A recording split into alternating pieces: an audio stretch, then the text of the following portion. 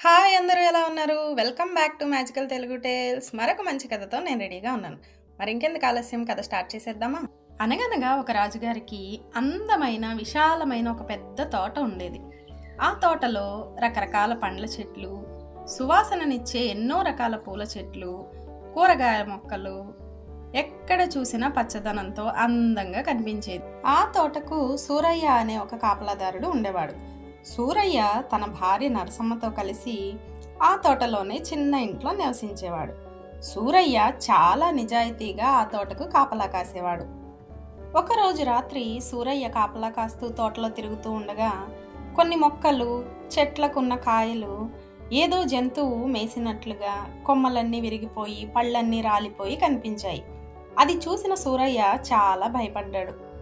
ఈ విషయం రాజుగారికి తెలిస్తే తనను శిక్షిస్తారనుకుని తోటలోకి వచ్చిన జంతువు ఏదో తెలుసుకోవడం కోసం తోట మొత్తం వెతికాడు. కానీ కంచె అంతా బాగానే ఉంది. ఎక్కడా కూడా జంతువు బయట నుంచి లోపలికి ప్రవేశించిన జాడే కనిపించలేదు. ఆ రోజు నుండి ప్రతి రాత్రి సూరయ్య తోటని మరింత జాగ్రత్తగా కాపలా కాస్తూ ఉండేవాడు. కొన్ని రోజులకు పౌర్ణమి వచ్చింది. ఆ రాత్రి తోటంతా వెన్నెల పిండారబోసినట్లుగా ఉంది.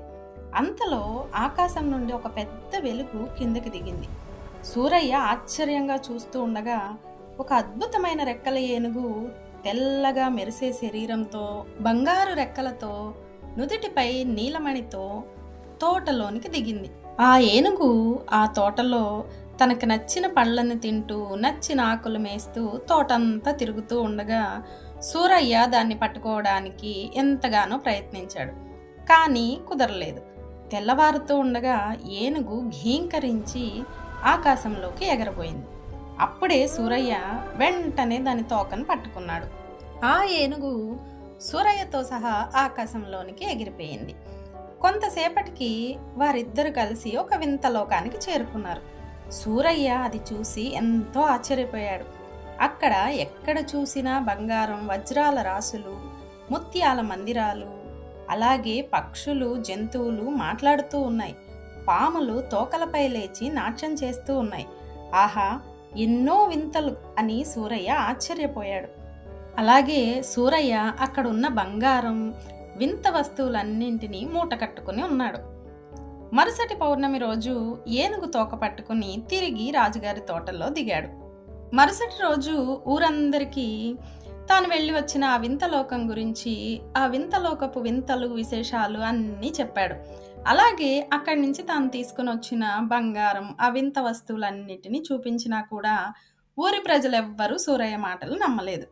అప్పుడు సూరయ్య ఊరి ప్రజలతో ఈ విధంగా అన్నాడు: పౌర్ణమి రోజు మీరందరూ రాజుగారి తోటకు రండి. అప్పుడు నేను మిమ్మల్ని కూడా వింత లోకానికి తీసుకెళ్తాను అని చెప్పాడు. మరుసటి పౌర్ణమి రోజు రాత్రి ఊరి ప్రజలందరూ రాజుగారి తోటకు చేరుకున్నారు. ఇంతలో ఆకాశం నుంచి రెక్కల ఏనుగు రాజుగారి తోటలోనికి దిగి తనకు నచ్చిన పండ్లు, ఆకులు అన్నీ తింటూ తోట మొత్తం తిరగడం చూసిన ఆ ఊరి ప్రజలందరూ ఎంతో ఆశ్చర్యానికి గురయ్యారు. తెల్లవారబోతూ ఉండగా ఏనుగు ఘీంకరించి ఆకాశంలోనికి ఎగరబోయింది. ఇంతలో సూరయ్య ఏనుగు తోకను గట్టిగా పట్టుకున్నాడు. అతని కాళ్లను నరసమ్మ కాళ్ళని ఇంకొకరు, వారిని ఇంకొకరు పట్టుకుని గాలిలో వేలాడుతూ ఉన్నారు. అలా చివర్లో మల్లమ్మ వేలాడుతూ ఉంది. అందరూ అలా ఆకాశంలో ఎగురుతూ వెళ్తూ ఉండగా మల్లమ్మకి ఒక చిన్న సందేహం వచ్చింది. ఆమె తన ఉత్సాహాన్ని ఆపుకోలేక తన పైన వారితో ఈ విధంగా అడిగింది: వింతలోకంలో గుమ్మడికాయలు ఎంత పెద్దగా ఉంటాయి అని అడిగింది. ఆ ప్రశ్నని తన పైన ఉన్నవారు వారి పైన ఉన్న వారిని అడిగారు. అలా ఆ ప్రశ్న సూరయ్య వరకు చేరింది. సూరయ్య వెంటనే తన 2 చేతులు చాపి ఇంత పెద్దగా ఉంటాయి అన్నాడు.